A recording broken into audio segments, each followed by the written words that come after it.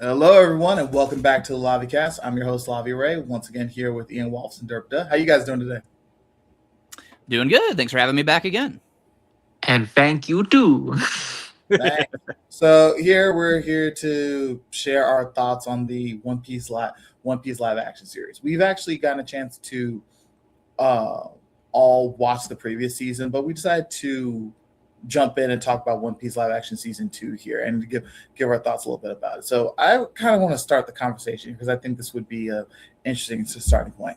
So the whole thing about this series is that Ichiro Oda, the mangaka and creative head for One Piece, especially in the manga, uh, is heavily involved with the production for the series, not only in terms of me of so, being of ultimately confirming the script changes, but also approving and being a part of the cast's decisions for this cast. And when it comes to this cast, especially when it comes to the Strawhats, our five characters right here, I hate them. I hate them with a fervent passion. Oh my god. You want to know why? Why? Because Why? it's just them. I hate these guys will do literal video, do a whole bunch of different interviews, and while they were advertising everything for season 2, they're like going out and doing like random shooting contests with like Nerf gun toys for the series, or going around doing pal boat races, just doing a bunch of random stuff to advertise for this all the time.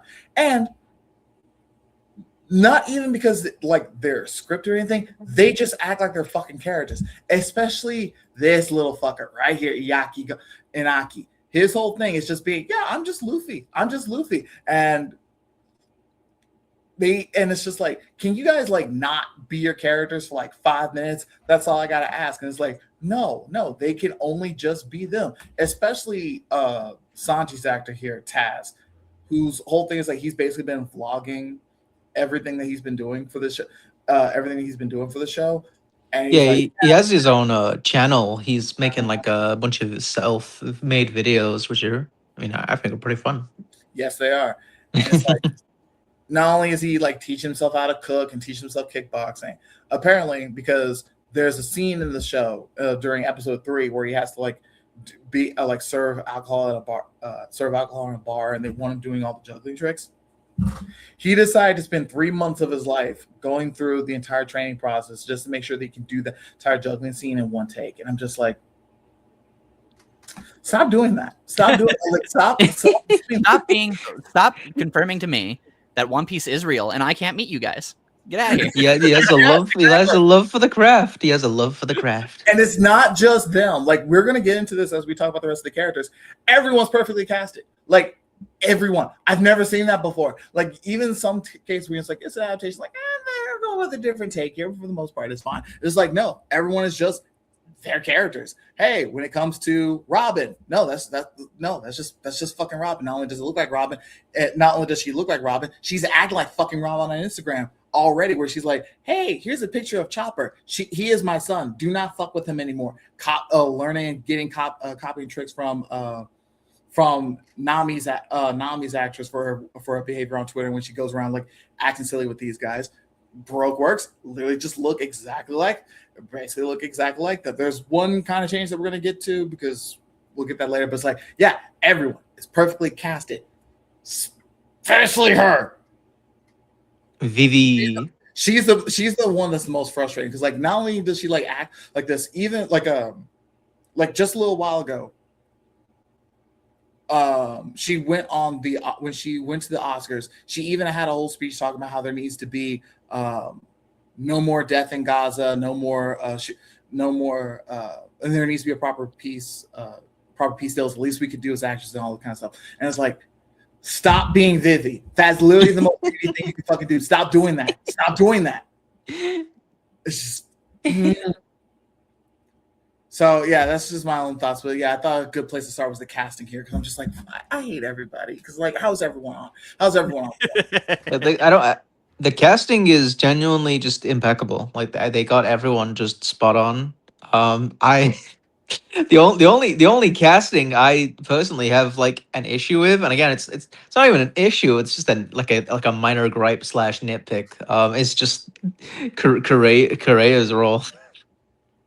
And it's just because you wish it was someone else. I'm guessing. It's not it. She looks too youthful. What do you mean? She's only what 130? She's 130 young. Yeah. She doesn't look witchy enough. She's supposed to be like super skinny and have like a big pointy nose, and she looks like a slim, youthful woman, and not witchy in the slightest. Yeah, but she's like in her 60s though. The actress is actually in her 60s though. Like this is Freyla. This is Layla's voice actress from Futurama. She's been around. Oh, okay, interesting. Okay. Like the actor doesn't do a bad job. This is like the only actor I'm like, could do a little different maybe. But like again, that's just me nitpicking because the whole cast is genuinely they're just perfect. Well, I would say, especially the one that stood out to me is Chopper. I don't know if we're jumping around right now talking about the character. I don't want to talk about a story, but just in terms of, I guess, the casting for him. Yeah.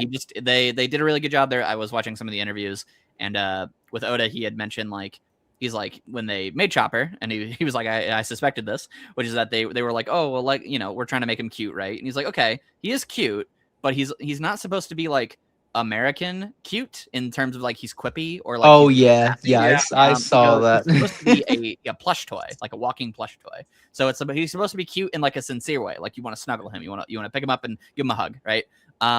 And so like I really do think they captured that, and I mean just even with the visuals, one of my favorite things about Chopper in the early parts of the manga is that he is ugly cute. I think that they captured the ugly cuteness, which is that he doesn't look like creepy, but he doesn't look like entirely like like a mascot walking around and they're just kind of like frozen in time and they just look cute. Like he actually does look like a little weird, but like in a way that works really well. So yeah, like, they're in like a middle ground. Yeah, which I really loved him. Even his other forms, I think those are all match that perfect like ugly cute aesthetic. So I was really happy with Chopper, and then the voice is great too. So yeah, they were trying to do this weird thing. Like apparently they were trying to make him look like not only they were trying to make him like American cute, like what you were talking about. I heard that they were trying to make him look as realistic as a reindeer as possible, especially even in his like brain point form. And I'm like, no, that's a terrible idea. Why would you want to do? It's the same. Did we learn nothing from Sonic? That's the one thing we should learn from Sonic. Stop trying to be realistic.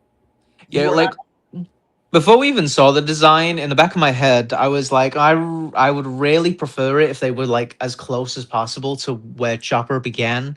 But in the back of my head, I'm also like, yeah, but he's not as marketable. Like he's not reached that like Pikachu-esque, mascot yet. And I feel like they hit a good middle ground between the two here. Yes. Yeah. And I didn't feel like he was uncanny in the slightest, and all of those, other designs that he has are just really good. Yeah, no, perfect. He doesn't feel out of place. I'm not like, oh, look at the CGI thing. I'm like, no, that's like an actual thing in the environment interacting with all the characters, like all the behind the scenes stuff they did with like the other actor filling in with a role, and then sometimes you would actually use a plush toy in its place, and it's like, yeah, no, they did a great job with Chopper as an actor, quote unquote. Oh yeah, absolutely. And yeah, I mean, I don't know if we're talking about character stuff yet. We could probably just wait till we get to the Drum Island section. But yeah, no, I thought Chopper was a big highlight, and obviously he's the biggest risk. So I want to give mad props to the show for that. So. Oh yeah, absolutely. Like this was honestly like when I was thinking about One Piece live action. If you told me like 5 years, like way before this was announced, if you talked to me when this show was first announced, I was like, oh dear God, I am terrible. We were all nervous. Yeah, because like so much shit can go wrong, and because like I remember being in that call with you as we like I think both found out like, oh, they're making a like One Piece live action show, and you were like, yo, I gotta like sign up to this newsletter. I gotta get like the polls, like they were like sending out like polls and like Q&As to fans, like, okay, what would you like to see in the One Piece live action? And you were like, please do this, please don't do this, please do. You would, yeah. Like we were all scared because we know how bottom the bar can go. You know, like Cowboy Bebop live action that we all forget about, and we're gonna forget about after this ends. But like Dragon Ball Evolution, there's a whole lot of other examples you can probably pick and choose from. Like the bar is very low. Mhm. So like honest to God, I was before we got any trailers or anything, I was like, yo, this is I think it might be cooked. The only hope we had was like Oda is very involved with the whole project, you know? Like that was the only like thing. Yeah, and the thing is, like, season one was already going to be like was already going to be kind of difficult, but that one's relatively normal. The real test was going to be everything that happens once they get into the initial Grand Line, because that's when we're Yeah. powers of weird settings, It, and specifically Chopper. But if they're able to get but as far as I can tell right now, like, we can get into this a little bit more as the story progresses, but like, at least from a design perspective, everything is on fucking point. If anything, my biggest gripe about that is that I kind of wish this not a lot, because I don't want them going X-Men 2000s with it, but like I would have liked to see them have a little bit of their own take on some things. But for the most part, they just kind of stuck to being. We can talk more about that when we get into certain elements. But for the most part, I really enjoyed everything aesthetically. But let's go ahead and Waffles, do you have anything else to add real quick? Nope. Good to go. All right, so I want to go ahead and talk about this in terms of the story arcs. well, I would like to just say in advance. I mean, no, we normally don't do this, but honestly, I just want to say this in case because we all love One Piece and we all love this. I'm assuming, but like if anybody here is listening along, like casually, whatever, and hasn't actually sat down to watch the damn show, go do that. Well, I'm guessing also spoilers for the rest of the series, or do we want to keep that a minimum? Because especially since Derp hasn't even caught up to. Because yeah, no, okay. I mean, honestly, you guys want to spoil the anime? I personally don't mind. I think we just keep it to live action. I think that's fine. Yeah, as much as possible, probably, yeah, for the general audience. But like, yeah, I'm just saying this. If anybody has not watched the live action show, you should probably go watch it because it's really good. And I don't want to ruin anyone's experiences in advance by just saying like, oh yeah, this thing happens. And they're like, oh, I didn't know that. So yeah, just wanted to get that out there in advance. That's fine. I'm not against the idea of getting a little like a bit of a spoiler free kind of talk, but honestly, outside of one thing, which is so evil on the showrunner's part, there's not really that much here to spoil. Not because like there aren't there's no like big mystery boxes or mysteries to it. It's really just about the characters getting from one place to another, going through a couple of stories, getting everything built up for what's going to be kind of building everything up for season 3, but more specifically just like following the early adventures of everyone on the Straw Hats going through the first part of the Grand Line. So I think, oh God, we should have started with, it's okay. So let's go ahead and start with Loguetown in particular. So the part that should have been in season 1. Oh, you think so? Yeah. It's so awkward, man. like even I swear this was a meta line. Like Nami herself is like, and you thought we were gonna skip Loguetown. Like, oh yeah, that's definitely like line. They should have just had this in like the end of season 1 and end with them arriving to the to the mountain. It's so awkward. Yeah, like because that's like their whole goal in season 1 is reaching the Grand Line. I know we're jumping around like between seasons here, but it's no, it's okay. No, what I was gonna say was the whole reason they kind of ended up having to do that is because season 1 dedicated a lot of an episode's worth of time to Garp and Kobe and Helmeppo and all that stuff in the background. And on one hand, I see the benefits of doing that because they got to use get a little bit more out of the earlier sets that they were developing in the first place. But it honestly kind of just, other than setting up for the kind of quote unquote Garp versus Luffy fight at the end of season 1, we didn't really get that much out of it. Like, I like the fact that we're getting to see Kobe's early development and stuff, but at the end of the day, that didn't really factor much into what was going on in the story in the first place. and the whole Luffy versus Garp fight is kind of undercut a little bit when you understand how fucking strong Garp is in comparison to this. Like, I can't see him even holding back as much as he did. Like, for what ends up happening at the end of season 1, for him to test if Luffy's ready to fight, it's like he's basically fighting with a pinky finger to make this point. And it's like, I don't think this was what was really worth it. So no, Loguetown should have been at the end of this season, not the end of season 1, not the beginning of season 2, or definitely trail stuff. Now there was one benefit to it being here, but it's ultimately not worth it for the trade off, because the one benefit is that Alvida's actress got to use that 2 years to basically drop all the fucking weight. But there's also a caveat to that. There's a massive caveat, because even though she lost a lot of the fucking weight, they don't put her in an outfit that allows her to show that shit off. So she still looks a bit, so like the coat still makes her look like she's a bit on the heavy side. And it's like, girl dropped like over 100 pounds. Let her, you don't need to put her in the big coat. Let her be some, like in the manga, Alvida's allowed to look skinny because the coat helps to frame the white corset.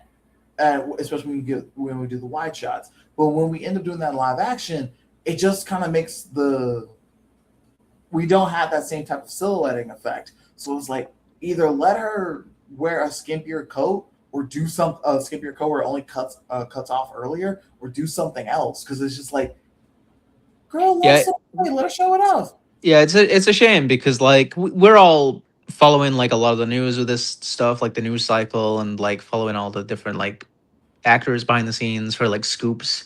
And like I and you, Lavi, I don't know about you, Waffles, but like we knew she was losing weight for like the role, and it's kind of a shame that I think the average viewer will probably watch like the episode and be like, oh, she's just slippery now.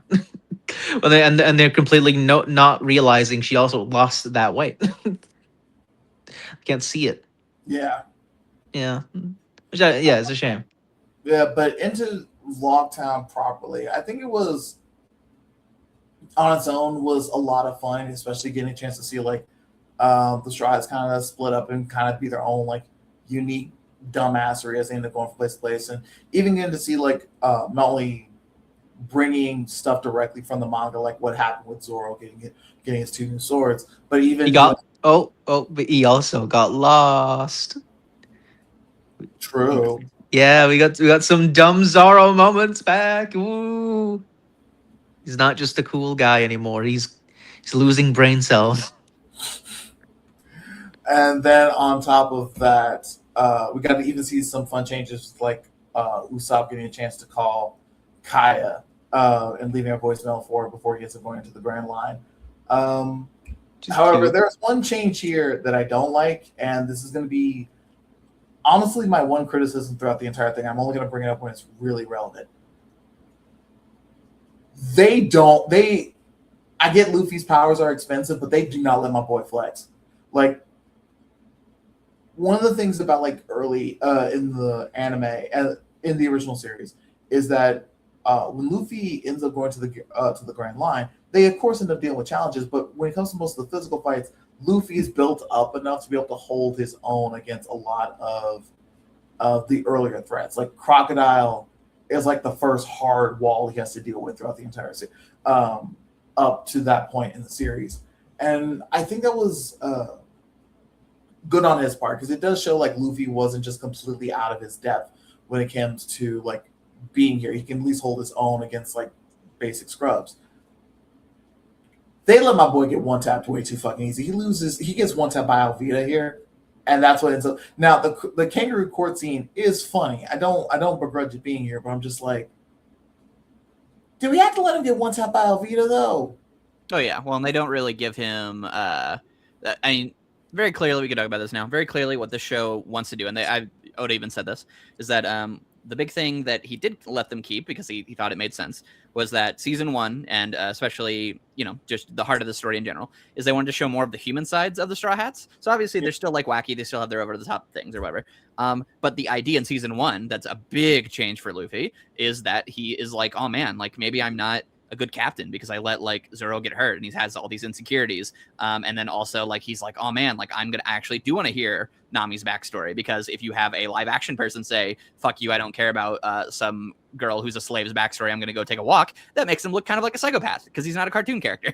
And so like they have that in there, right? So they added that in. So clearly what they're trying to go for, and I do like it because, you know, current One Piece doesn't really let the Straw Hats do as much. The thing they're really leaning into, and this is great for people like me who really do love when the Straw Hats used to do stuff, is they're just like, okay, it's less about like Luffy is like head and shoulders kind of above everybody and everyone still supports him and pushes him further. It's more that they're kind of all on equal playing field, and Luffy's, I guess, like energy is kind of what like spurs them on. Not just that he's like actually good at fighting and like he can kick someone's ass, but it's more so like the energy of Luffy, like his personality and his vibes and stuff. But overall, he still needs his crew like 99% of the time. Like even when he's fighting Wapol later in the story, he can't just like stop Wapol and beat him. You have to have like Vivi tag team because they're like, oh well, we want to make Vivi more integral and important and feel like part of the crew. So she's also got to help Luffy fight because Luffy always needs someone to help him. That's kind of the idea they're going for. So by kind of making the series more human in that sense, it has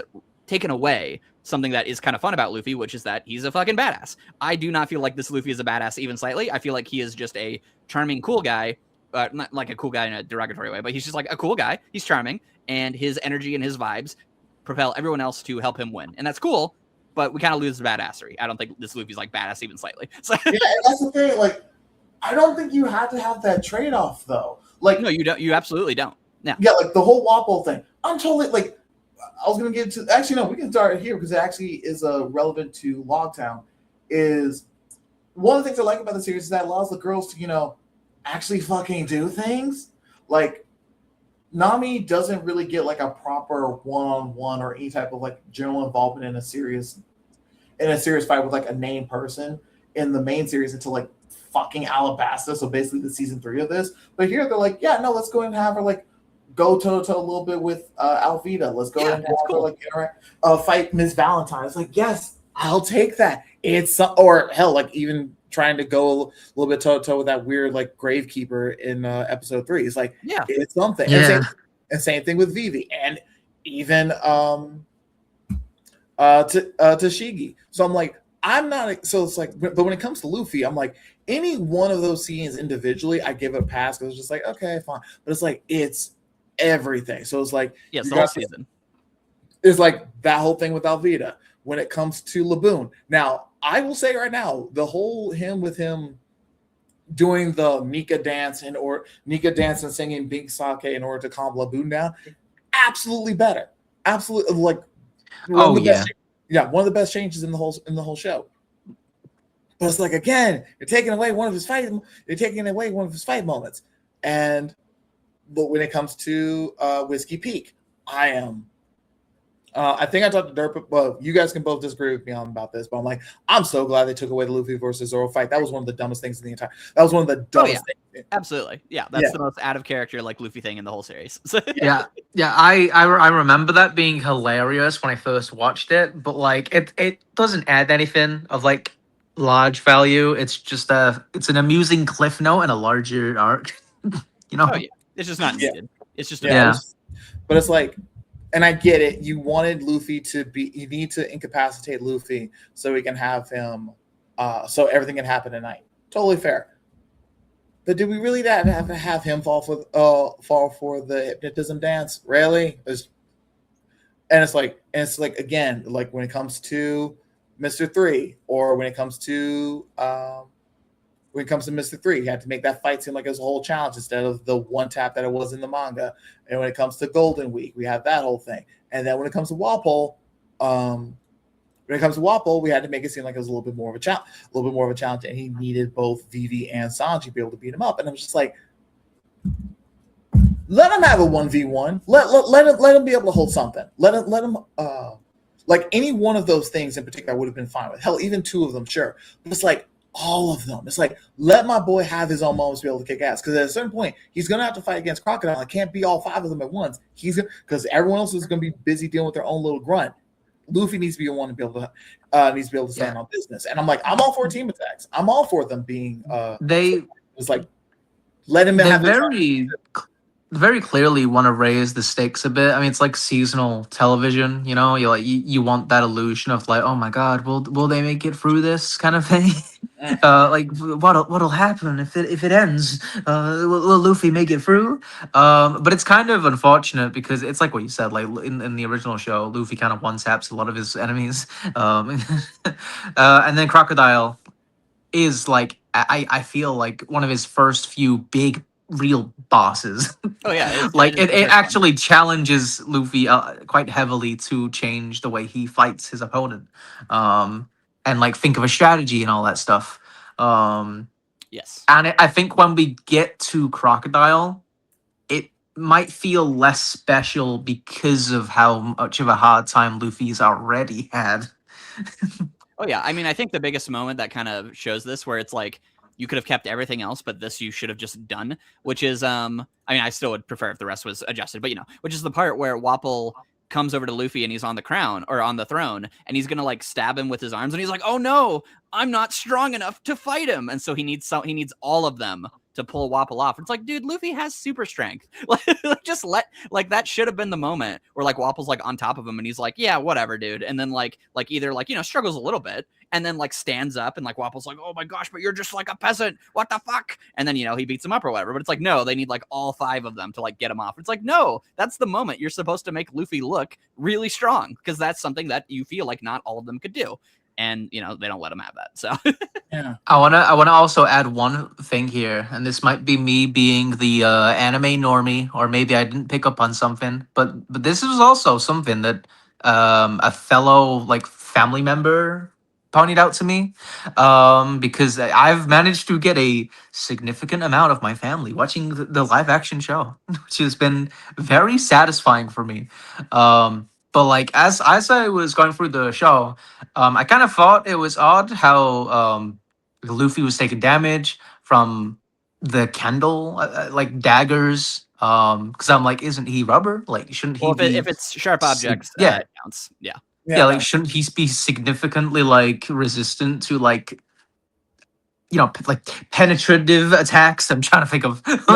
No, That's his one week. That's his one weakness. Is sharp objects. No, this has been consistent throughout the entire series. But yeah, no, like I don't know if there's like I don't know if there was a way they could have phrased that in the show, but on that kind of made me feel like, huh, I remember him being stronger as well. Well, I think that's just a side effect of him not doing anything else cool. Because the idea is that Luffy is like a big puncher and he's really strong. So if you show that enough, then people go like, wow, Luffy's almost invincible. But then when he gets stabbed, just like, oh, he does have a weakness, which is like sharp objects. Oh, cool. So now it feels like, oh man, what's he gonna do to counteract this? But Luffy just gets mogged by everybody. So like him getting stabbed just feels like, dude, yeah, like yeah. Yeah, like right from episode 1, he gets knocked into a tent and immediately gets like, oh, it's kryptonite. You just fell on it. Mm-hmm. Same thing, and same thing goes for same thing goes for when we end up getting to Whiskey Peak with all of that. So it's like that's also like, but Whiskey Peak and all those other examples. But the funny part is, outside of that,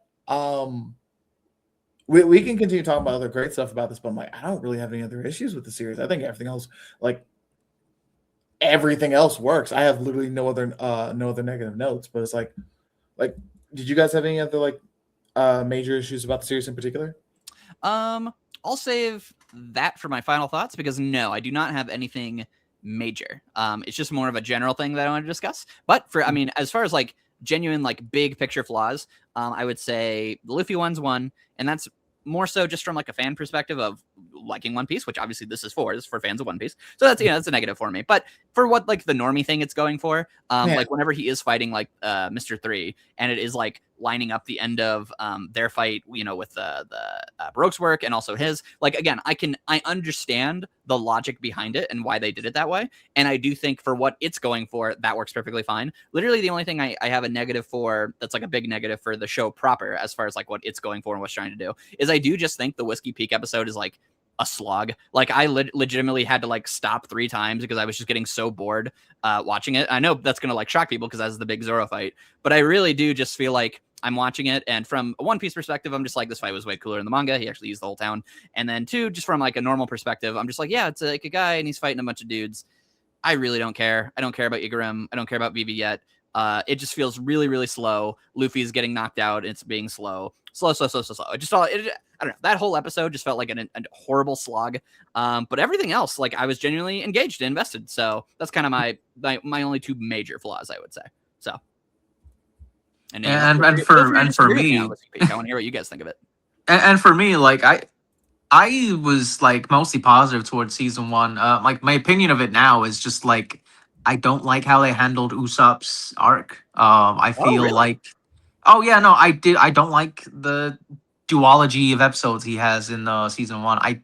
In season 1. I thought you meant season 2. Oh yeah. I should have said that in advance. The maple syrup village arc. They definitely nerfed that one. Yeah, I heard that apparently like writing strike stuff was going on, and that might have affected it or something. No, it really was. Honestly, it was just from structure itself. Like in order to structure and budget issues, because like in order to do everything that was happening on Syrup Village, that was like Usopp being able to stand on business, you kind of would need to do a lot for like that whole scene setup, getting all that, and they were trying to do as much they could to avoid animating Luffy's rubber abilities in daylight, and it's like because it's more easily viewable. Yeah, that's something they do more often actually. Yeah, no, like that was like the one thing from like season 1 I did not like, is just like, oh wow, they did Usopp kind of dirty in his own arc, and it felt like it was this kind of bad stain on an otherwise pretty good adaptation of like anime. Where like the only thing I felt Usopp got to do after that was comic relief, and he like shot one guy at the end. Like, oh, okay. Like season 2 though, the only thing I complain about throughout the show is just like, oh yeah, they could have gave like Luffy a W there, or they could have casted a better Kureha, but like no, it's only nitpicks and that's it. I think they knocked it out the park, and like genuinely, like I think they kind of redeemed Usopp in this. Oh, yeah. And from what I'm gathering online and within my own family too, it kind of seems like others felt the same way, where they like completely turned Usopp's character around for them, like their perception of him, like, oh, whoa, he's actually a good character now, and that's all thanks to like his presence within the cast itself, how he like interacts with everyone. But like, the Little Garden arc, it's like this big moment. Yeah, they did an amazing job. Did you have any major flaws before we go about gushing? I'm actually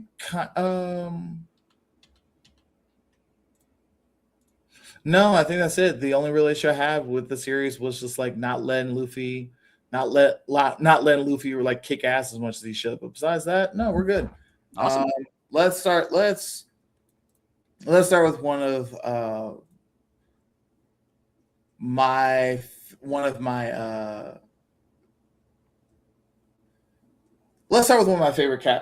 favorite changes in the series when it comes to how they handle the characters, Smoker and Tashigi. So, especially mainly Tashigi. So, in the original series, because I'm actually going back through and watching the original series right now.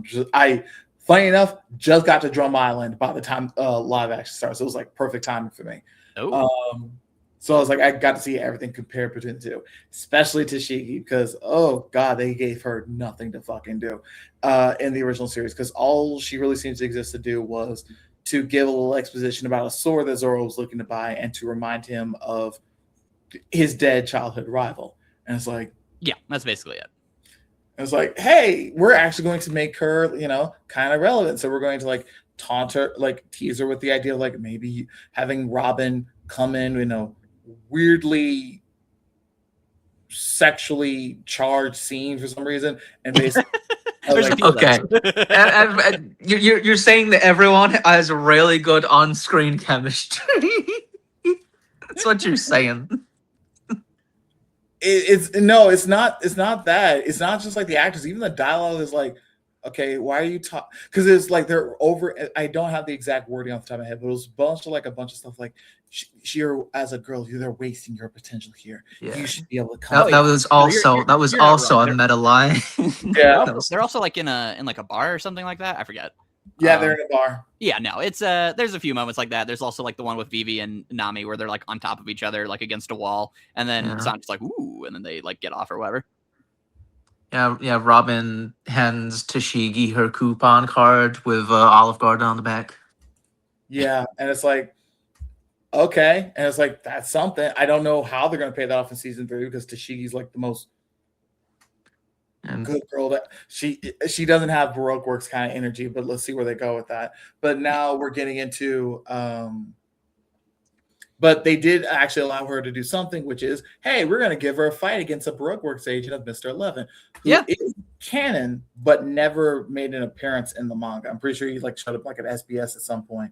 But I was like, hey, yeah, she and the dude had one of the legendary swords that she's looking for. So she's like, I don't want a criminal who doesn't even know what this sword's name is to ever hold that thing. So she gets to beat his ass, and it's like, yay, you get to do it. Yeah, it's also really good for Smoker because he gets to like kill off a bunch of pirates, and it's like, oh yeah, no, this guy is means business. I won't go into Smoker, but I just mean like that whole little section felt like a genuine expansion on the material, and also really liked her conversation with Kobe, where that kind of like, it's like, oh, he kind of like almost like sets up an arc for her going forward about like what she feels is right for justice, which is really cool because that's a lot of stuff that's kind of like sort of hinted at with Tashigi in the manga, but Oda doesn't really go anywhere with it.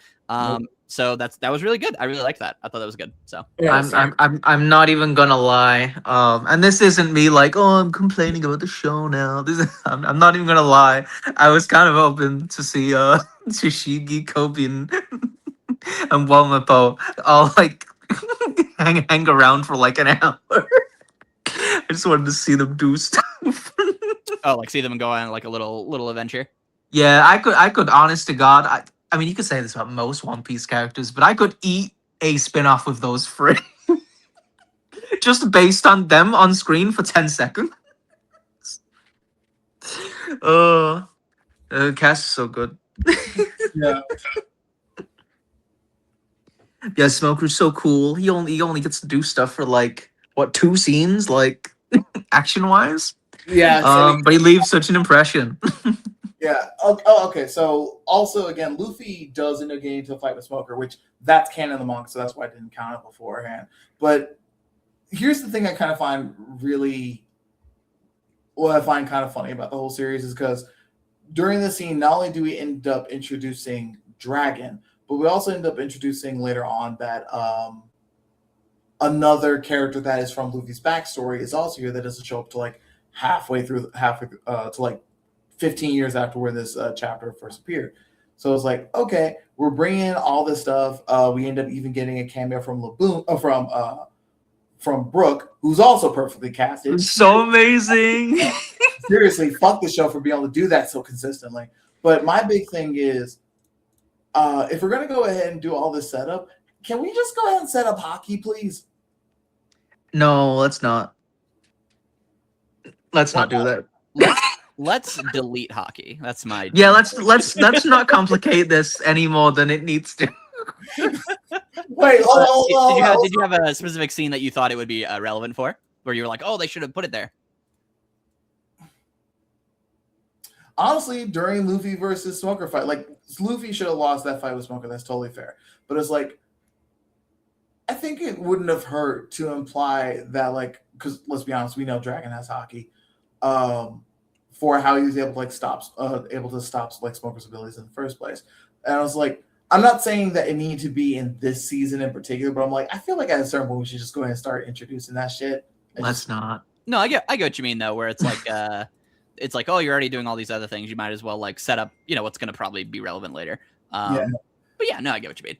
All right, so, hold on. I want to, before we move on, Derp, what's wrong with setting up? Let's not add more complicated power systems. It's not that complicated. I don't want to hear more like power level scaling. Oh, his Haki level is over 9,000.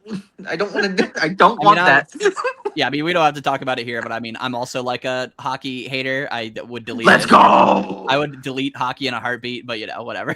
Fuck yeah, that's 2 against 1. What? No. Outvoted. Haki's garbage. Haki Thank you. Awesome. We'll have a debate about this later. It was like, no. Yes. No, I'm spoken for. But yeah, no, I get what you mean. I'm trying to think. I mean, we're already talking about Smoker. Just in general, I like the actor. I like his vibe. I just want to. This is just a shout out to Oda in general. Because I mean, they kept the line, and it's one of the best lines in all of One Piece. Yes. Which is, sorry, my pants ate your ice cream. That is that is a primo, amazing line. That just makes Smoker the most likable guy ever. And here, have some money and go buy like 2 scoops full. I love that moment. I'm so glad it's in this because it's like such a humanizing moment for his character.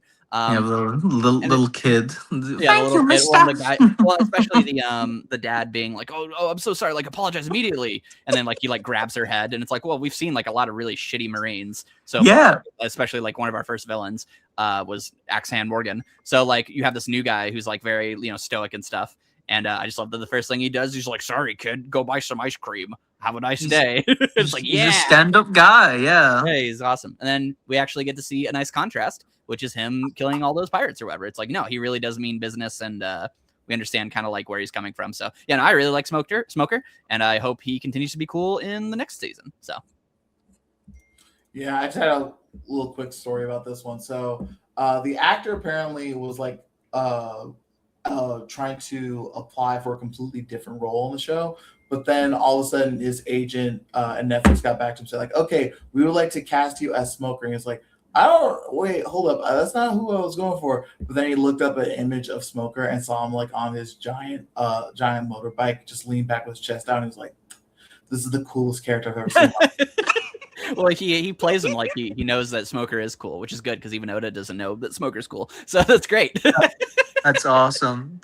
And see, that's why I want Haki to be a thing, because I want him to be able to stay around. Because if he does, because you need Haki to be functional in the second half of One Piece, unfortunately among this group, as you two might say. Indeed. But yeah, is there anything about Smoker you want to talk about? Nah, my only thing is like the actor's enjoying the role a bit too much because he is smiling in a couple places. I'm like, bro, I need you to be serious here. But he's having too much fun. Like when he was fighting fighting Miss Thursday. I love Gigi's little victory dance. Tashigi's little dance. Oh, Tashigi, you mean? Yeah. Yeah, I love her little dance. Yeah, no, but he just ends up smiling in a bunch of places. I'm like, dude, like it's never like bright grin, Luffy smiles, but it's always like a little like cocky little smirk. I'm like, bro, you the serious soldier, dude. Stop looking like that. I know you're having fun. I'm glad you're having fun, but I need you to be serious. But he's just like, yeah. Don't remember him smiling at all in the anime. No, he doesn't. No, he usually just has his mouth open and he goes, "Rah," and then you're like, oh, who cares? Literally unwatchable, 0 out of 10. I take back all of my positive statements. Well, it's not accurate. But yeah, was there anything else about Smoker? No. Yeah. He's awesome. Yeah, who's next? Again, how did you fucking play this role like off beat with like what the fuck? Hiriluk. That guy was so good. I thought he was probably my favorite actor of the season. Walked right off the page, like a lot of characters. To be fair. Hiriluk is Chopper's backstory is I think one of the most underrated backstories in all of One Piece. I think Chopper's backstory is like beautiful. It's so good. And just they just played it basically completely straight, and it was good for it. The only thing they didn't show was Chopper getting beat up as a reindeer, probably because they didn't want to make people too sad, but it worked anyway. And then with Hiriluk, like that actor just kills it. He does all the lines perfectly, and just completely like sells like the turmoil inside him and like all the contradictions of him. He did such a wonderful job. I loved him. So They pulled off the hair. Yes, they pulled off the hair. I don't know how they did, but they did. I guess it just fits with all the other insanity in this series. Like him. Absolutely. Machine gun wig. Yeah, what'd you guys think of Igaram? Igaram Papa! I'm glad they got at least like 2 more scenes out of him. Yeah. With the flashbacks. Because I'm happy the show has the balls to actually kill off characters. Like Hold I on, don't hold on. We'll see. We'll see. We only have like one proper confirmed death. I don't know. Maybe I could be wrong. I'm not saying you're wrong. I'm just saying I'm going to give them that credit when we get to season 3 because I don't. So Unless Oda's like, hold on, I took it very personally when you killed off my sheep butler. Well, he did. That's why he brought him back in the manga. But yeah. It's like nobody can die. Igaram was fine. I mean, again, I think his episode's the worst one. It's not his fault or anything. He was actually fine. But yeah, no. I mean, the stupid little hair gun is cool. I don't know. Like his actor does a good job, just like selling all the lines. Yeah, like I like Igaram, and you know, good job that guy. Okay. Also, one more thing. Where are they? Okay. Oh, damn it! You're gonna have to flip flop. Hold up, one sec. So there's one other character from the series. I'm just like, oh, you just wanted to be on point here, huh? Where is he? No, this will. So one of the other characters I really wanted to talk about here, I forgot to bring them up, was oh my god. Yes. So Mr. Nine was basically like, you know, the James of Team Rocket at the beginning of this story. Like in the manga, he basically is just the punchable little shit. And to be fair, he fills that role pretty well here, but he's trying to like, you know, he's trying to have like a more direct rivalry with Zoro here in comparison to the anime series. And then when he does end up getting a chance to, he still gets his ass kicked, which is great. Yeah. I think he ends up being the 99th person that Zoro ends up beating the ass of while he's there. Yes, and then he kills the Gravekeeper guy. Yeah. Yeah. For a solid 100. I wanted to bring him up here because like the actor again does a fantastic job of the role. Honestly, I think a little too well because with how they have him like how they have his story, and I'm like, is bro? Are they trying to set him up as a D because he kind of went out like a D? Oh yeah, no, I really liked his ending. Well, you know, we'll see how that goes, but Yeah, no, I really like that scene. Yeah, like he and like Vivi don't have like a lot of time together, like with the 2 episodes they share, but like I really liked him, and I was kind of sad the way he died. I'm like, no. Oh yeah, it's the same in the manga in terms of how much screen time they get. But yeah, no, I mean it's a nice scene for him. The actor does a really good job, and I don't know, it's a nice moment of because it's not like, oh man, like this character, wow, he had such a moving story. No, he's just got some really fun energy and just great screen presence. Like, oh yeah, no, he was my favorite part of that episode for sure, and his little send off I thought was good. So yeah. Just very entertaining. Mm-hmm. The energy at all. He's perfect. Okay. Absolutely. We talked about them. Again, did a fantastic job as Wapol, the very punchable king. I keep forgetting that his name is Wapol and not Whopper because I keep thinking his name's Whopper because, you know, like big. No, Wapol. Pole. He's a big man. He's Wapol, as in he's from the pole. That's how you guys I don't think I'm good. Whopper. Wapol. Come on, man. Whopper. No, it's funnier. Whopper. The Wapol's whole thing is that he's actually just meant to be this really punchable king who thinks there is meant to be subservient to him, even to the point of like kidnapping 20 doctors, which I still don't really get why he did that. He's just petty and like, it's just because he's an asshole. Yeah.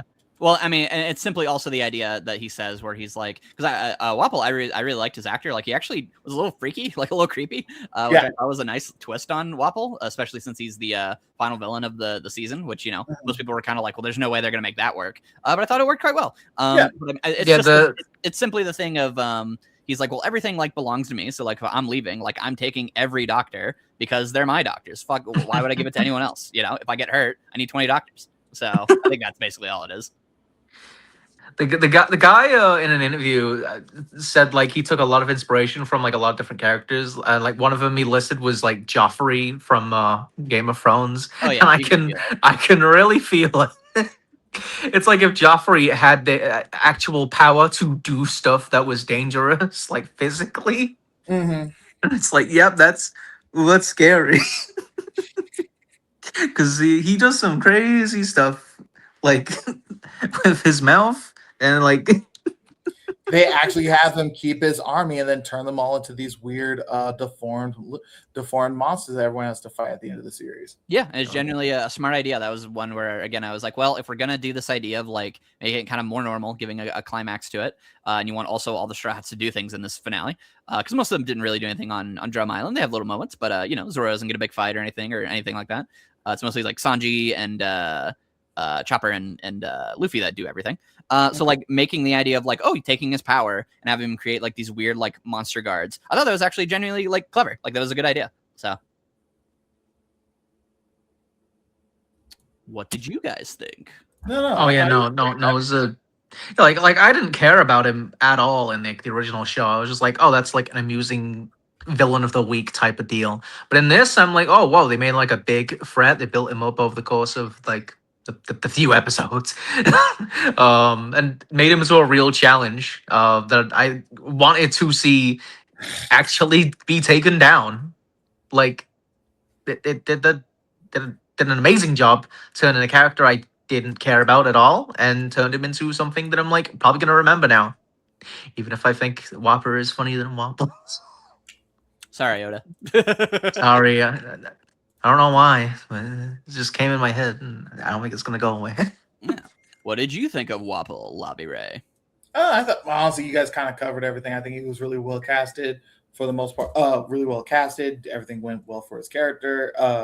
Did a really good job setting up for the finale. So I was like, no, I think he did honestly think he did a stellar job. Like that's kind of the thing I've been saying across the board. Like everyone I think was casted really well. Like especially when it comes to someone like even though we only got like a couple of scenes from him, I think he did a fantastic job selling himself as this very punchable mob boss who's like just got the villain laugh down. Like he invented that shit. Yeah, I'm looking forward to Crocodile. And then also we got like Nico Robin here. I'm just like, She got to Aura Farm in the intro. It was awesome mm-hmm. because she don't get to do much else. So they were like, let's give her an awesome Aura Farm scene, or she just. Well, actually, no, she shows up for basically every episode to just be Aura Farm. No, she does shit too. Like during season, during Lil, like obviously like at the beginning of like right before they end up getting to Little Garden, she's the one who ends up like does the scene from the comics, but she also is the one like constantly like helping these two get from point to point. Constantly like she's the one who ends up being the one to bring Wapol into the crazy mess, so it makes it seem like it's directly connected to everything going on with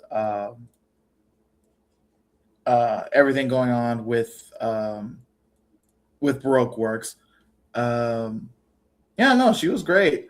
I am for how much she is just like chewing the scene, just trying to be that second in command villainess. I'm just like, oh, you're gonna be so much fun having to be the older one taking care of all these crazy people. The contrast is gonna be so good. And I'm just kind of curious if how much they're going to play into the idea of like her relationship with Luffy. Are they going to just continue playing them as like opposites, or are they gonna roll with how like in how they're, even though Luffy's more overtly stupid in his dialogue, they basically on the same wavelength like 95% of the time. Wonder. Yeah, I'm not sure. I mean, at the very least, I appreciate that they just make it very clear, which is, it's in the manga, but you kind of forget about it because we all like Robin, which is that she's a murderer. So that's the thing, is not even in the manga, because like that's the thing that was so fascinating about, because like Oda, like that's the whole reason why Igaram came back to life. He was like, oh wait, no, I want Robin to be a Straw Hat, so we got to get rid of all death that she's ever. She has not killed anyone in terms of the story, or at least like directly killed anyone. Yeah. Yeah, so I thought that was interesting. I'll be curious to see how they do that because, again, especially if we're kind of doing more of a realistic, like, again, they're real people. So it'll be very interesting to see how they like meld her into the group when we've actually seen her kill people. So that'll be interesting. Yeah, but it was a cool. Granted, Zoro definitely has a couple of bodies on his. I think that's what's probably going to help smooth it over. Is that like obviously in the manga you can like maybe imply that Zoro's killing people, but like most people don't really think about it. It's kind of cartoony slashes or whatever. In this, he is like stabbing people in the hearts and they're like falling over, going like oh, and there's like blood on his sword. Like those people are dead. So I do think there's probably like an element of where Zoro can help kind of smooth it over a little bit. Also like the fact that the characters more openly like they swear in the manga, but like they more openly swear. I mean, Sanji even has like an F-bomb, I think, in this. Yes, like giving the characters a little bit more edge is actually quite smart. Because then they can kind of integrate Robin into their group a little more. So, smart decisions. Like the whole not killing thing. That's not like a Luffy principle or anything. Luffy has even said that he wants to try that. He's been up like killing people a couple times in the manga. The issue is more like Oda. He just won't let it happen. Yeah. Oda wants to be like, no, I want everyone to be squeaky clean. So. Yeah. I'm just gonna be curious how what things he's going to co-sign when we end up bringing her into the crew proper. I guess could I pick a character to talk about that I quite liked? Sure.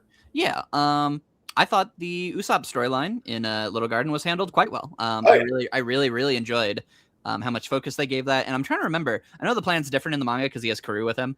But just the way they did his little moment where he is guiding them around the thing to break it open. And then he still does stuff where he knocks the like the hot chili pepper into the one guy's mouth. And then like also like sets Zoro on fire and then allows him to use like a cool sword slash and stuff. Like it really did feel like Usopp, like they sold the storyline very well, like the ways in which Usopp is different. But he adds to the crew and can work in ways that the rest of them can't. I just thought it was quite strong. Like by the end of the season, I definitely think like most people, if they already didn't like the Straw Hats in season 1, like if they already enjoyed them, they will really love them in this season because it really does feel like when those characters get big moments that they sell that really strong. Even like in the finale with like Sanji working together with Chopper, like they immediately get the audience to kind of like care about that dynamic because they're like, okay, Chopper and Sanji are going to work together, and so therefore that kind of integrates Chopper into the fight choreography more, and they have to like come up with like clever little ways to work around it and stuff. Which I know they do a little bit of that in the manga, but it feels more like an event in the live action One Piece rather than like fighting off the fodder because they want to make everything feel very grand in that finale. So even like the little goofy side guys who's like a big triangle man or whatever, like he's a genuine threat and you feel like he's actually going to kill somebody.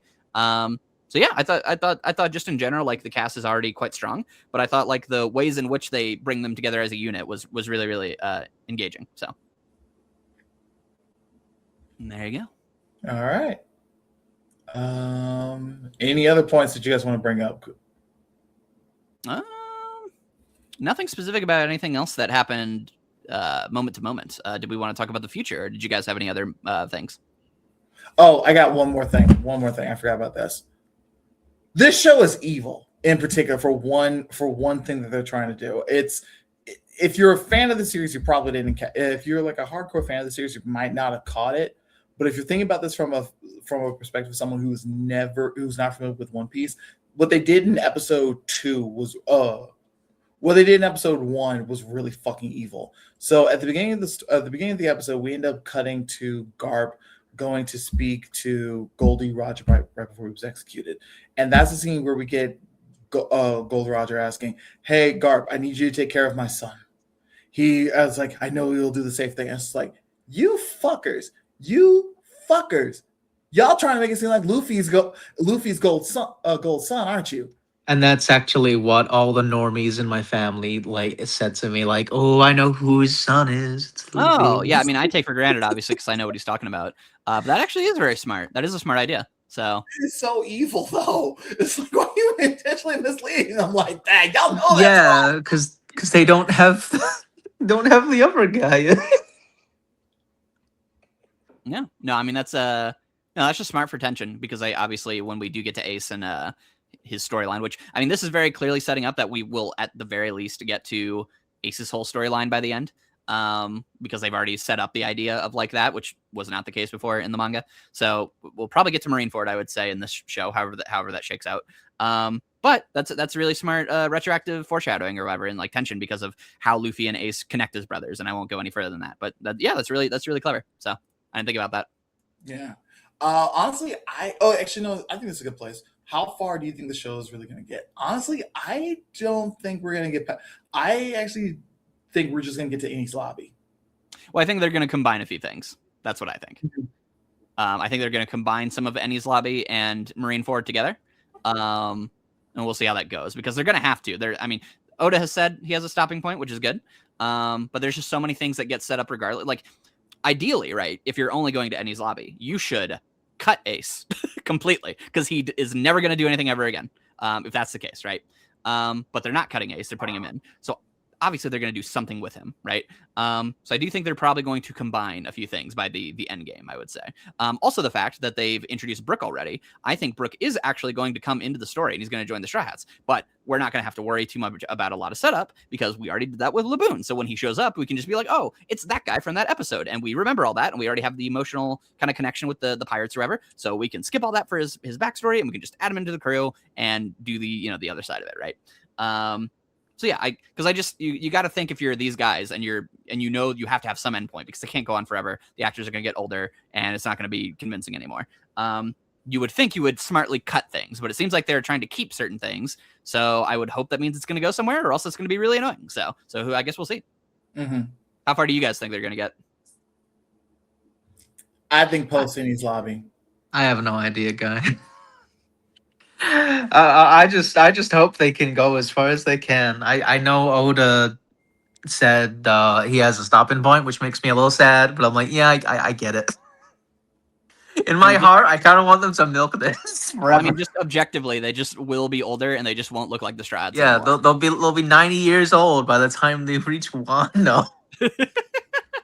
I'll get you, Kaido. Like if we're lucky and every season takes like a year to do or whatever, then like let's say, how old is like Inaki Godoy at this point? Oh, he's 20.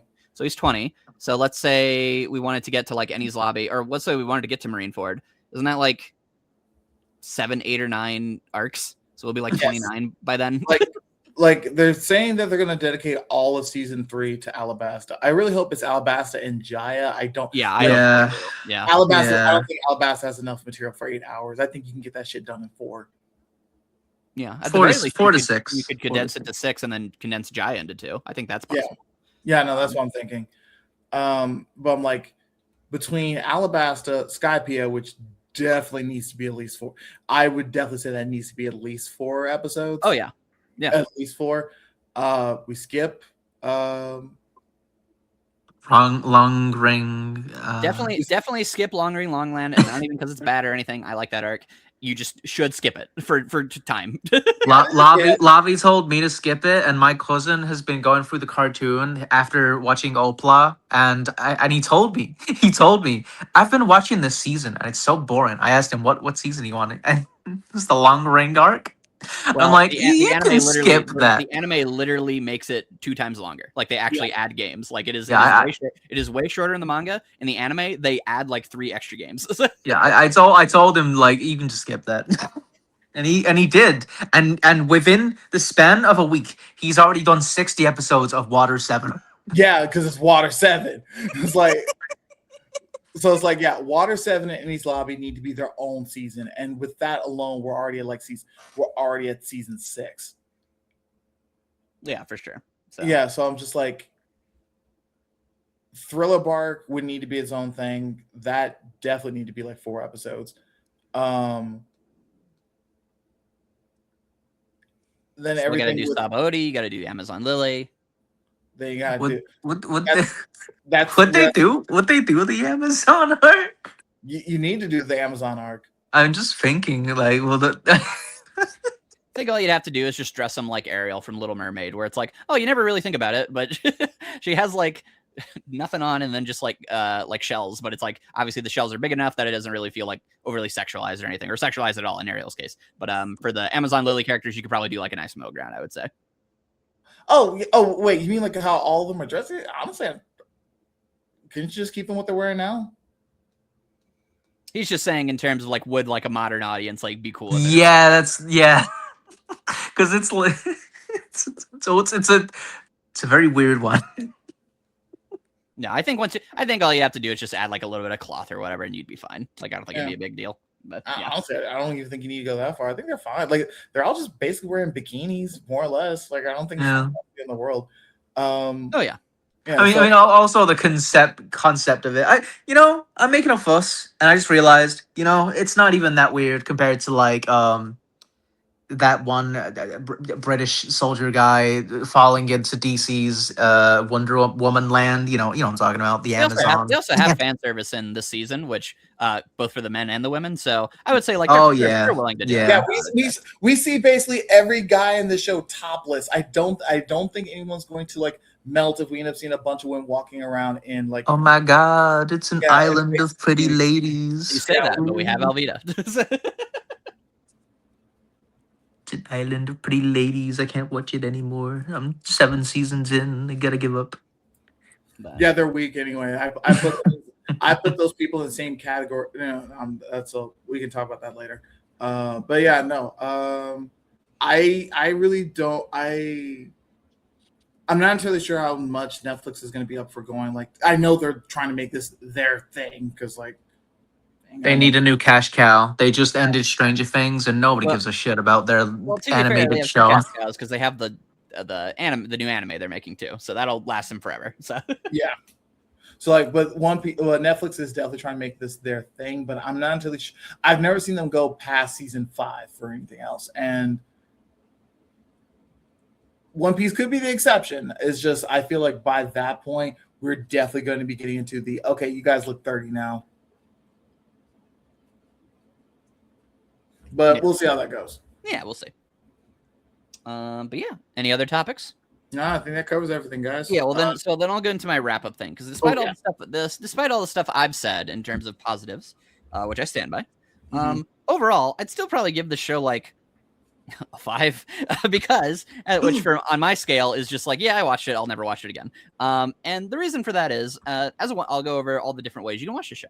As a One Piece fan, I think it is boring. Obviously, it's taking One Piece, which is this very over-the-top story, and it's just condensing it to make it a normal thing. So the only thing that I really appreciated on it being One Piece is just you kind of get more of the crew. But at this point, the crew has kind of become their own thing, regardless of how perfectly cast they feel in their energy. The types of lines they say or how they act has been morphed into a more like normal version of that. Like Zoro, for instance. Zoro is very, very, very, very wacky in the manga. People don't want to think that, I would assume, because they always just remember how cool he is and his cool moments. But Zoro, most of the time, is just like a himbo or whatever, walking around and like being goofy and having big over-the-top reactions. In the live action, he's stoic, and he instead is a more normal, I guess, westernized version where he has his one-liners, right? So you have like Usopp, yelling at him, and he leaves, and he's like, "Well, you could have said, please or whatever." And then later he brings him the sake or whatever. He's like, "We're cool," and that is charming, that is likable, and I do like that version of Zoro. But that's not Zoro. Zoro's not like that. So Zoro is a lot more over the top and goofy in terms of the moment-to-moment writing. So in terms of just being like seeing these characters come to life, I like the differences. I appreciate all those things. But I'd just rather read the manga or watch the anime. But so on that level, it's fine. It's whatever. As a show, I just think a lot of the ways it tells these stories just kind of feel fine. They feel normal. It feels like, okay, like we're gonna fight 100 guys, and the fight is a dude fighting 100 guys, and it looks fine. Like they're using cool environment sets. I do like the way they use everything. But it just doesn't stand out to me in any way. It just kind of looks like a big cosplay thing, which is fine. But I don't really care. So, or if I look at Usopp's storyline, I like all the stuff that they're doing. But again, it just kind of like the way it's paced. I watched most of the show at 1.5 times speed because I just could not get invested in how slow everything moved. Now, bumping up to that, I still had multiple episodes where I was like, all right, I got to take a break. I can't believe these episodes are like an hour fucking long. Just the way the characters talk, the way they pace it out. Unless we're in a big action scene, it just feels very slow to me. And it's just not that engaging. I can appreciate a lot of it on an intellectual level. I can appreciate a lot of moments. But for the most part, I just think the live action One Piece is fine. It is just very much just a show to watch. And I'll never think about it again. So for example, I guess the big example would be Chopper's backstory. They do Chopper's backstory basically verbatim the same.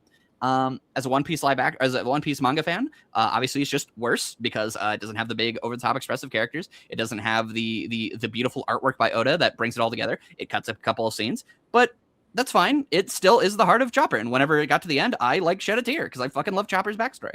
But then when you're watching as a show, you're just like, yeah. For me anyway, I'm just like, yeah, this is a nice little backstory for this character. Cool, but I just don't think the show has its own sauce, I guess you could put it. The only thing that I think it has is the characters themselves and their charisma. They really do feel like they love these characters and they bring them to life. But I could just, watch the interviews, or I could just watch the show once and come back later. So this definitely feels like a show where I'm going to watch it, and when it comes back on, I'm going to watch it, and I'm never going to touch it again or think about it. But hey, it's a show to watch. It's a cool show to watch. I like these characters, whatever. I'll watch them do stuff, and I'll never think about them again. So that's kind of my general thoughts. I enjoy thinking about the live action One Piece and how it connects to the original series and how they're doing their own thing. But as a show, it's fine. I don't really care one way or the other. So, so there you go. So that's kind of my general thesis. Okay, Derp. Well, we're doing final thoughts, right? Yeah. Yeah. I'm happy this exists. There's a lot of people out there that are, I don't know, self-conscious or have a stigma against like animation and like subs or whatever.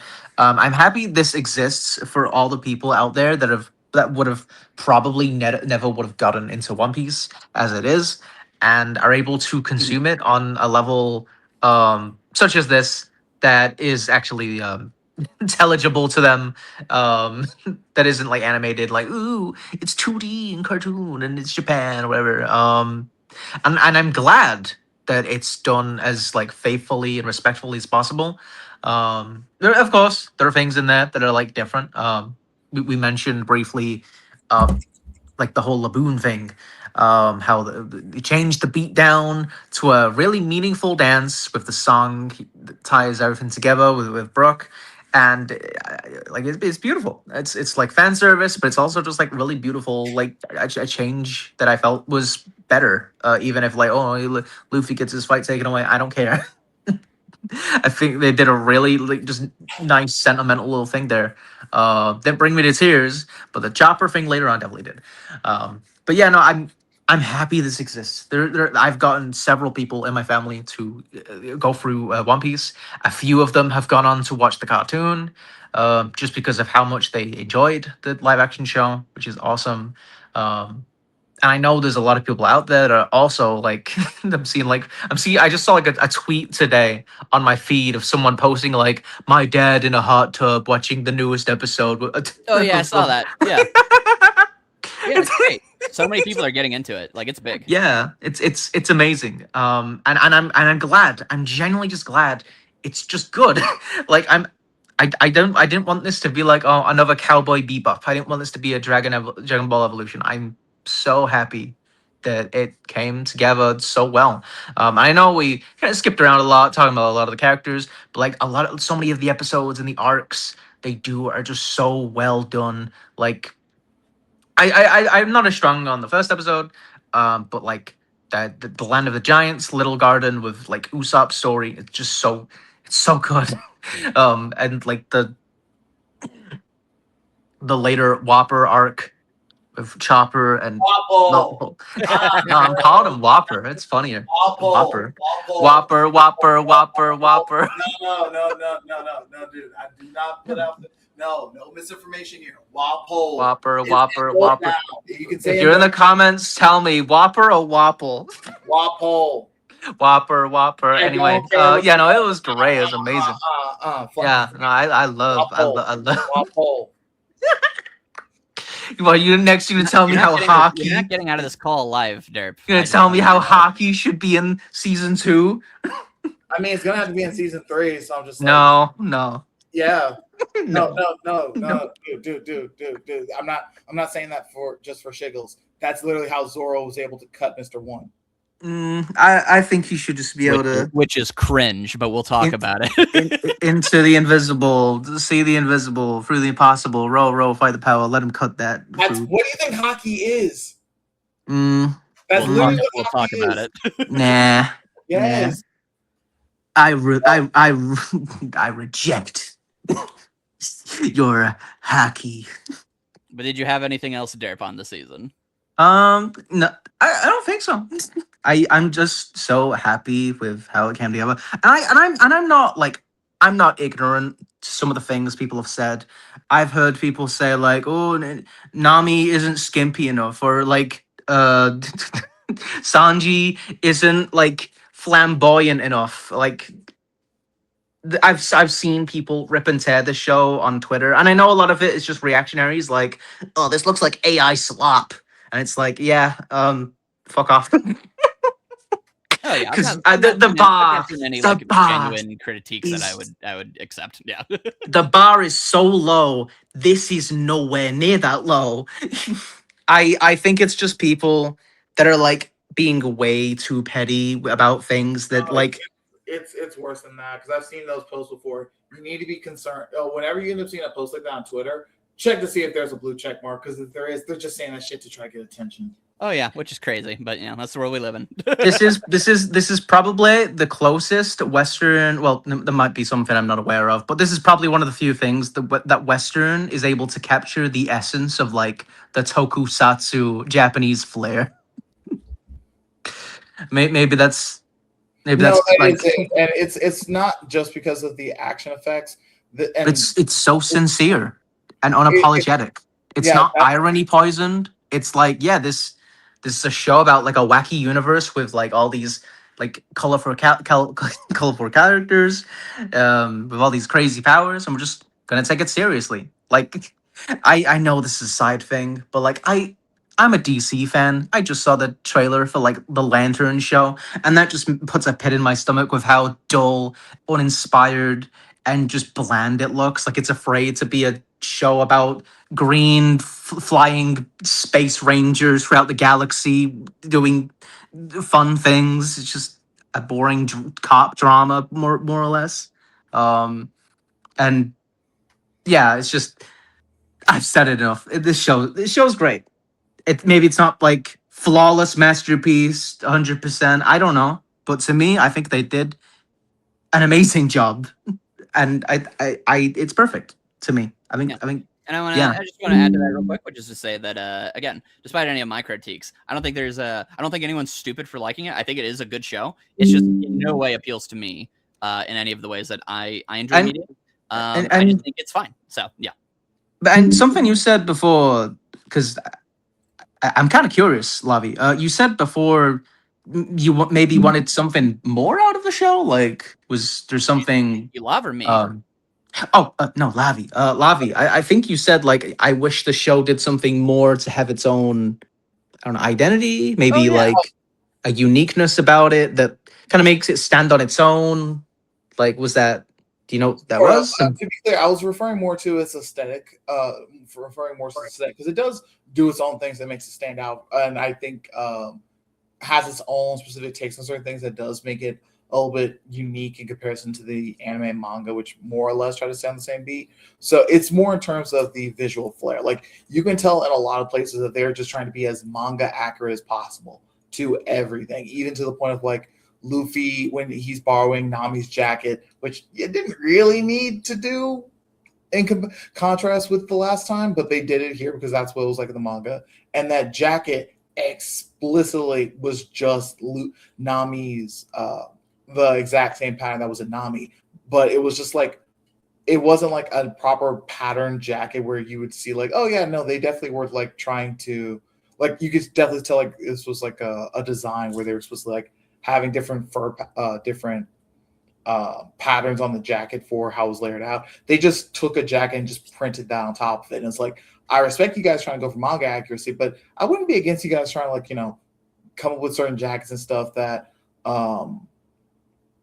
that help fit this universe a little bit more too. But that's fair. Yeah. And I don't even want to count that as a criticism. Towards like the Luffy thing is my only real problem. This is more of like a sort of thing because I'm like, I could also see this going in the opposite direction a little too much, where you guys either fuck up something that people were actually looking forward to, and that ends up being a problem, or not to mention, how do you try to find your own unique aesthetic in a cartoon universe that looks like this? And it's just like, I feel like that's probably going to be more trouble than it's worth. So yeah, it's just more of an observation. Yeah. So it's like not an actual dig, just a point of something I want to talk about it. Yeah. And what were your overall thoughts on the story, just in general, though? Oh yeah, so I think Derp kind of hit it. Derp kind of took what I was going to go for here, which was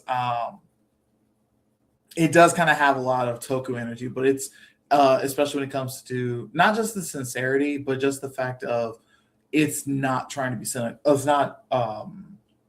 It's not ashamed or afraid of itself. Like this is why I brought up like the X-Men 2000s thing a little while ago, because that's the one that did the whole like, whoa, what do you want? What were you expecting? Yellow spandex? And even now Yeah, we're still kind of getting that both from Marvel and DC. Like with the Lantern show, like they are yeah, so embarrassed about like Green Lantern how it works, they won't even allow them to have their own the like in every other branch of the franchise, the Green Lantern suit comes from the ring itself. But in this universe, they have to make it its own specific suit, and it's like, yeah. Like instead of having like a pseudo, I don't know, magical girl type of deal, it's like, oh no, they just keep it in a closet, and it's so boring.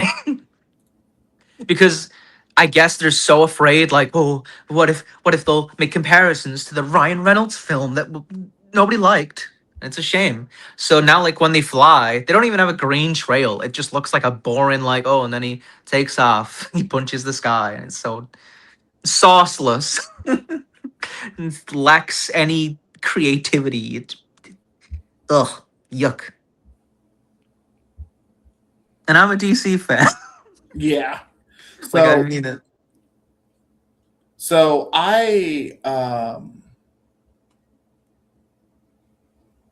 like more about what the series is doing in particular, not only for the fact of it's trying to be that genuine sincerity, not trying to like having to overly justify or explain every last mechanic that's going on in this universe. It um, doesn't need to wink and nod at everything. It's like, yeah, this is weird, but we're just gonna just roll with it or whatever. It's just like, yeah, no, we're just going to be about um, a rubber stretching crackhead and his band of lunatics going around just having adventures going from place to place. And yeah, we even beat up a dinosaur and have an argument about who killed the dinosaur first. It was Sanji, by the way. It was Sanjay. It So was Sanji. I'm glad you agree.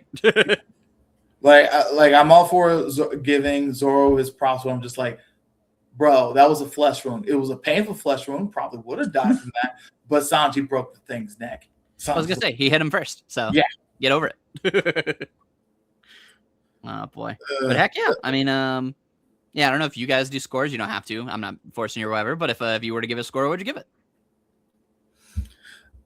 Personally, it would be a 9 out of 10. Like again, I still have to. I respect what they're trying to do with Luffy here, but I'm like, guys, stop being afraid that this is an action series. Like, okay, that's not as much of an issue here. It's like, guys, it's okay for your main character to kick ass. Not everything has to like. You are perfectly fine going up against every other Western convention of TV drama storytelling because I hate most TV dramas because most of them are just about us being as cynical and miserable as fucking possible. So I'm like, thank you for, which is what makes this show so fucking revolutionary. And why I'm like, I don't care if it's mostly just sticking with shit from the sticking from shit from the manga. The fact that it's able to be a live action TV series that's not completely fucking miserable, that's not about every character just being miserable or backstabbing towards one another, I'm already gonna give it props for. But so it's like you guys are totally fine with subverting everything else. Let Luffy stomp some people sometimes. Like I don't like even if they let him have a couple of One Punch Man moments. Like for example, when it comes to when if we do get to Bellamy, don't make that a challenge. That better not be a challenge. Oh yeah, well, that was a one tap. That yeah, needs that Yeah. definitely can't be a challenge because that's literally the whole point. So yeah, so I hope I agree. Yeah. But yeah, what about you, Derp? Yeah, if you were to give it a rating, do you have any ideas?